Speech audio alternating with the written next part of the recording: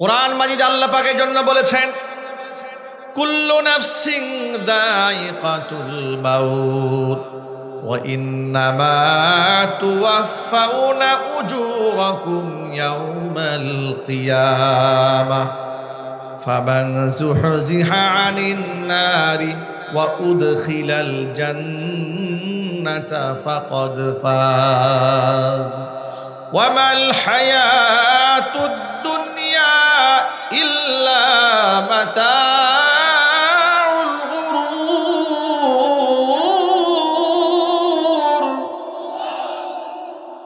আল্লাহ পাক বলেছেন, কুল্লু নাফসিন যায়িকাতুল মাউত, প্রতিটা প্রাণীকে মৃত্যুর স্বাদ আস্বাদন করতে হবে।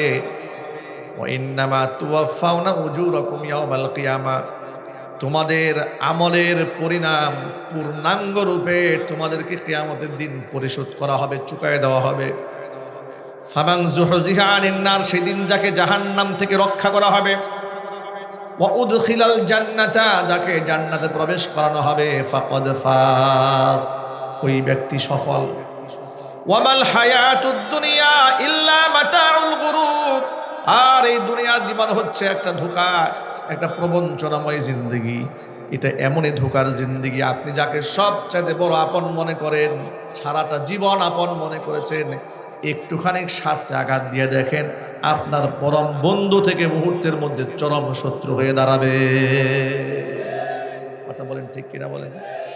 সারা জীবন বিএনপি করেছে, আওয়ামী লীগ ক্ষমতায় চলে আসলো, মুহূর্তের মধ্যে পৃষ্ঠা উল্টায় উনি আওয়ামী লীগ হয়ে গেল। আবার সারা জীবন আওয়ামী লীগ করেছে, আবার বিএনপি জামাত যখন ক্ষমতায় চলে আসছে, সাথে সাথে পৃষ্ঠা উল্টায় বিএনপি জামাত হয়ে গেল। এর মানে সুবিধা যেখানে উনি সেখানে আসে না নাই? আরো যদি বলতে হবে আসে না নাই?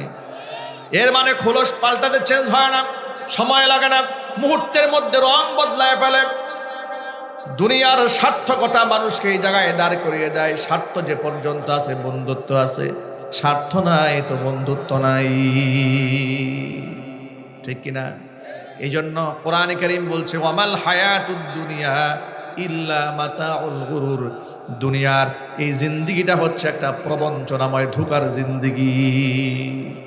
দুনিয়া শুধু মানুষকে টানতে থাকে, আকর্ষণ করে, এমন ভাবে আকর্ষণ করে, কোরআন বলেছি, যুজ্জিনা লিন-নাসি হুব্বুশ শাহাওয়াতি মিনান নিসা ওয়াল বানিনা ওয়াল কানাতিরিল মুকানতারাতি মিনাজ যাহাবি ওয়াল ফিদ্দা ওয়াল খাইলিল মুসাওওয়ামাতি ওয়াল আনআমি ওয়াল হার যালিকা মাতাউল হায়াতিদ দুনিয়া ওয়াল্লাহু ইনদাহু হুসনুল মাআব। কয়েকটা জিনিস মানুষকে চুম্বকের মতো টানে। একটা হচ্ছে নারীর প্রতি আকর্ষণ, আছে না নাই মানুষের? আরো জোরে বলতে হবে যুবকেরা, আছে না নাই? নারীদের প্রতি আকর্ষণ চুম্বকের মতো টানে। ওয়াল বানিনা, সন্তানের আকর্ষণ চুম্বকের মতো টানে।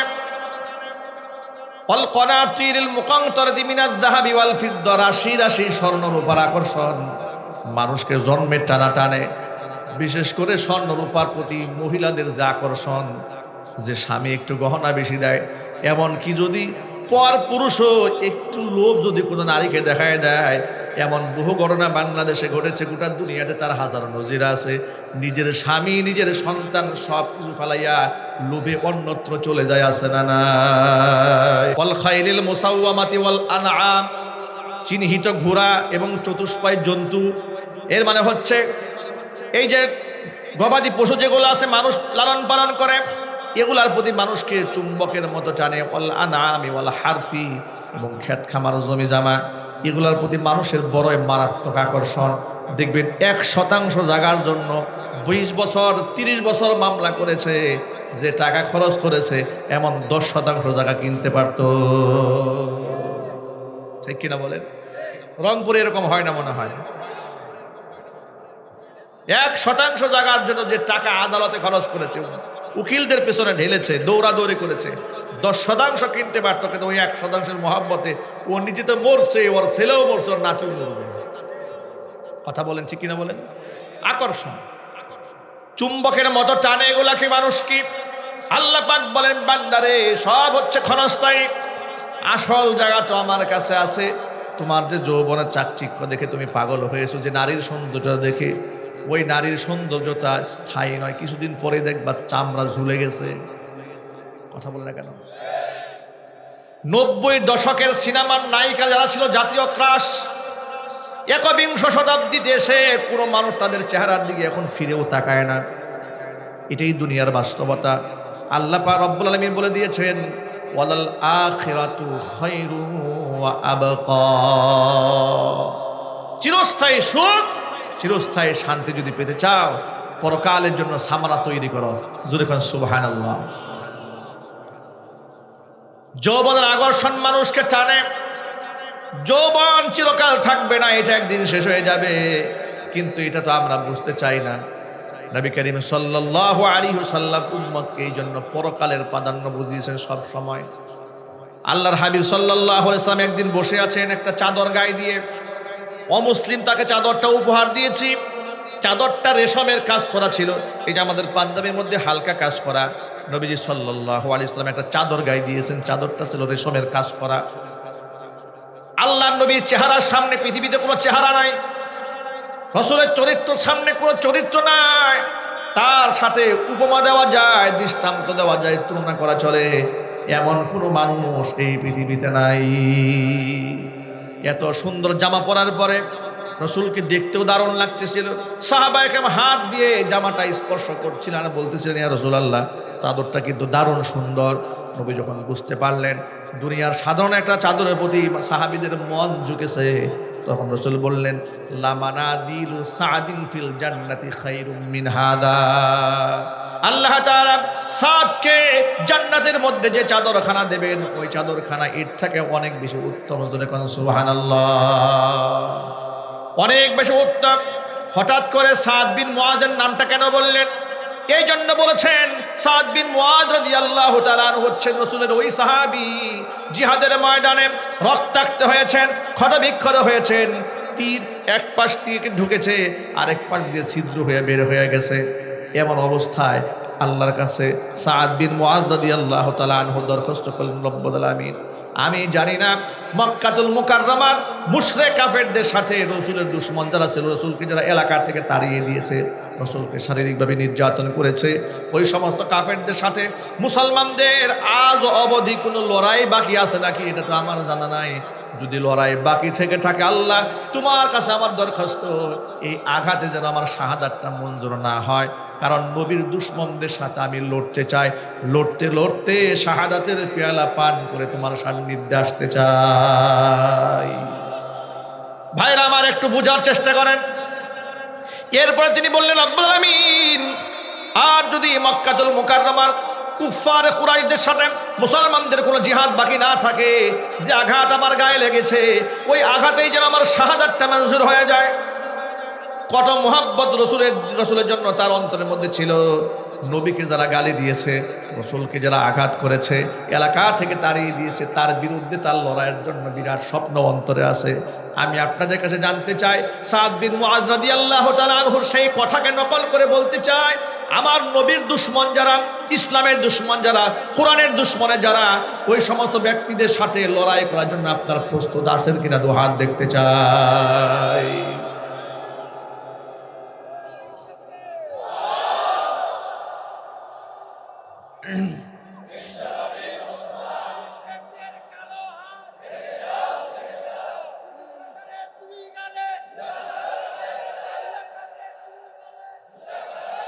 আমাদের মুসলিম উম্মার সবচেয়ে বড় ভুল কি জানেন? আমরা শত্রু এবং মিত্র চিনতে ভুল করি, কে শত্রু আর কে বন্ধু। যার ধরুন আমরা বন্ধুকে বানিয়েছে শত্রু, শত্রুকে বানিয়েছে বন্ধু। যার ধরুন পৃথিবীতে লাঞ্ছনা গঞ্জনা আমাদেরকে চেপে বসেছে। আমরা ইমানদারদেরকে বাদ দিয়ে, কোরআন সুন্নাহকে বাদ দিয়ে আমরা আপন করে নিয়েছি নরেন্দ্র মোদীর মতো কুখ্যাত সন্ত্রাসীকে। লাঞ্ছনা আমাদের পেয়ে বসেছে। মনে রাখতে হবে, মুহাম্মদ রাসূলুল্লাহ সাল্লাল্লাহু আলাইহি ওয়াসাল্লামের চেয়ে বেশি আপন এই পৃথিবীতে আমাদের জন্য কেউ নেই। ঠিক কিনা বলেন? বিপদের বন্ধু তো আসল বন্ধু। সুখের দিনে বন্ধুর কোনো শেষ থাকে না, কিন্তু দুঃখের দিনে আসল বন্ধু পাওয়া যায়। আপনাকে বিপদের সময় যে বন্ধু সাপোর্ট দেয়, সেটাই আসল বন্ধু। সুখের সময় তো বন্ধুর কোনো অভাব নাই, ডানে বামে বন্ধু আপনি ধাক্কায়ও সরাতে পারবেন না। মুসিবতে পড়ে দেখেন কতজন লোককে আপনি বন্ধু পান। মুহাম্মদ রাসূলুল্লাহ সাল্লাল্লাহু আলাইহি ওয়াসাল্লাম আমাদের দুঃখের দিনের বন্ধু। কিয়ামতে যখন রাসূল পাক সাল্লাল্লাহু আলাইহি ওয়াসাল্লামের সামনে আমরা দাঁড়াবো, আল্লাহর সামনে আমরা দাঁড়াবো, হাসরের ময়দানের মুসিবতটা এত বড় মুসিবত। প্রথমত নবী করিম সাল্লাল্লাহু আলাইহি ওয়াসাল্লাম বলেছেন, মানুষের জন্য জীবনে যত বিপদ আপদ আসে, অ্যাক্সিডেন্ট হয়, মানুষের দ্বারা জুলুম নির্যাতনের শিকার হয়, মানে একটা মানুষের জীবদ্দশায় কত প্রকারের মুসিবত আছে তার তো কোনো শেষ নাই, ঠিক না ভাই? আল্লাহ নবী বলেন, কবরের জীবনে মানুষের যে মুসিবত, কবরের মধ্যে যে বিপদটা হয়, সারা দুনিয়ার সমস্ত মুসিবত যদি এক পাল্লায় দেওয়া হয়, বান্দার কবরের জীবনের একটা সেকেন্ডের পেরেশানির সমান হবে না। এত ভয়াবহ পেরেশানির জায়গা হচ্ছে আলামে বারজাখ। অনুরূপ ভাবে কিয়ামতের ময়দানের পেরেশানি এটা আরো মারাত্মক। আলামে বারজাখের এর থেকেও ভয়াবহ পেরেশানি হবে হাসরের মাঠে। এত ভয়াবহ, আপনি আন্দাজ করেন কত ভয়াবহ হলে মা সন্তানকে চিনবে না। এই দুনিয়াতে সন্তান যত বড় বিপদে পড়ুক না কেন, মা সন্তানের পরিচয় ভুলে যায় না, বরং সন্তান নাফরমানি করলেও বাবা যদি সন্তানকে বাড়িতে ঢুকতে নাও দেয়, দেখবেন মা সন্তানের মোহাব্বতে খাবারটা আলাদা করে আড়াল করে রেখে দেয়। বাবার অজান্তে ছেলেকে ডেকে বলে, মা ডেকে বলে, বাবা খা, তুই খায় এই দরজাতে চলে যা। কথা বলেন ঠিক কিনা বলেন? এর নাম কি? এটার নাম মা। এটার নাম কি জোরে বলেন তো ভাই? মা। তাহলে দুনিয়াতে সন্তান খারাপ করলেও মা সন্তানকে ছাড়তে চায় না। কত নির্যাতন করার পরে একটা মাকে বৃদ্ধাশ্রমে পাঠিয়ে দিয়েছে সন্তানেরা। সাংবাদিকরা জিজ্ঞেস করলো, আপনি কি চান? বৃদ্ধ মানুষকে ঈদের দিনে আর টেলিভিশনে সাংবাদিকরা বৃদ্ধাশ্রমে মহিলা বৃদ্ধা প্রশ্ন করছে, আপনি যে আপনার সন্তানরা যে আপনাকে ফেলে দিল, বৃদ্ধাশ্রমে পাঠিয়ে দিয়েছে, আপনি কি সন্তানকে বদদুয়া করেন? মহিলা চোখের পানি ছেড়ে দিয়ে বলে, না, আমি আমার সন্তানদের বদদুয়া করি না। আচ্ছা, আপনি চান কি? মহিলাটি বলে, আমার খুব ইচ্ছা, আমার ছেলের সাথে আমার ঈদ করতে মনে চায়। সুবহানাল্লাহ বলবেন না? দেখেছেন অবস্থারা, এমন জুলুম করেছে, সন্তান তাকে বৃদ্ধাশ্রমে পাঠিয়ে দিচ্ছে। মা বলে, আমার মনে চায় আমি আমার সন্তানের সাথে ইচ্ছা কাটাই। আমি সব সময় আমার সন্তানের জন্য দোয়া করি, আল্লাহ পাক যেন আমার সন্তানদেরকে ভালো রাখে। আল্লাহু আকবার বলেন। দুনিয়াতে মা নির্যাতিত হয়েছে, সন্তান দ্বারা বদদুয়া করে না, ভালোবাসা থেকে বঞ্চিত করে না, কিন্তু কিয়ামতের এমন কেমন মুসিবত হয়ে দাঁড়াবে। কোরআন বলেছে, ইয়াউমা ইয়াফিরুল মারউ মিন আখিহি ওয়া উম্মিহি ওয়া আবিহি ওয়া সাহিবাতিহি ওয়া বানিহি। মানুষ সেদিন ভেগে পালায় যাবে। ইয়াউমা ইয়াফিরুল মারউ মিন আখিহি, তার ভাই থেকে। ইয়াউমা ইয়াফিরুল মারউ মিন আখিহি ওয়া উম্মিহি ওয়া আবিহি, তার মা থেকে, তার বাবা থেকে, ওয়া সাহিবাতিহি, তার নিজের স্ত্রী থেকে, ওয়া বানিহি, সন্তানদের থেকে। মানুষ সেদিন ভয়ে পালায় যাবে। কেন পালাবে? পরিচয় দিতে গেলেই যদি তিনি আবার সোয়াব চেয়ে বসেন। এই জন্য চাচা আপন প্রাণ বাঁচা। এমন মুসিবত হবে, রাসূল বলেছেন কিয়ামতের ময়দানের পেরেশানি এতটাই ভয়াবহ, নবী রাসূলরা চুপসে যাবেন। সুবহানাল্লাহ। আচ্ছা, নবীদের কোনো গুনাহ আছে ভাই? এই প্রশ্নের জবাবটা আপনারা সকলে দিলে আমি বুঝবো যে আপনারা এখানে আছেন। নবী রাসূলদের কোনো গুনাহ আছে? এটা আকীদার প্রশ্ন। আহলুস সুন্নাহ ওয়াল জামাতের আকীদা, আমাদের আকীদা হচ্ছে নবী রাসূলদের কোনো গুনাহ নাই, তারা বেগুনাহ, মাসুম। তাদেরকে আল্লাহ তাআলা আপন মেহেরবানিতে গুনাহ মুক্ত জিন্দেগি উপহার দিয়েছেন। জোরে কোন সুবহানাল্লাহ। সেই নবী রাসূলরা পর্যন্ত চুপসে যাবেন, কোনো আওয়াজ নাই।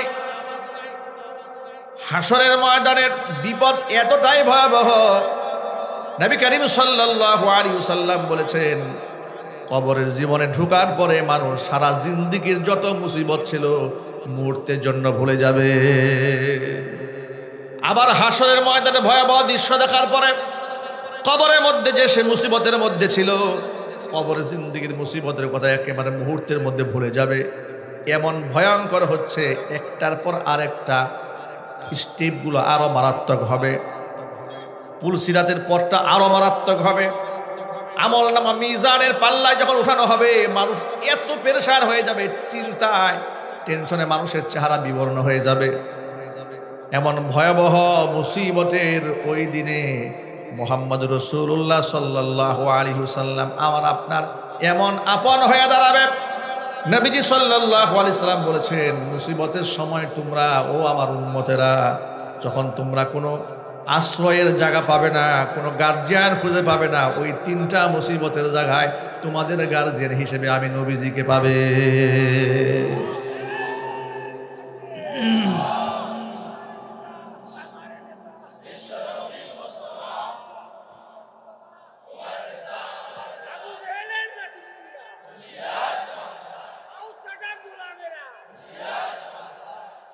আল্লাহর নবী সাল্লাল্লাহু আলাইহি সাল্লাম বলেছেন, পুলসিরাত পার হওয়ার সময় উম্মতেরা তোমরা আমাকে পাবে।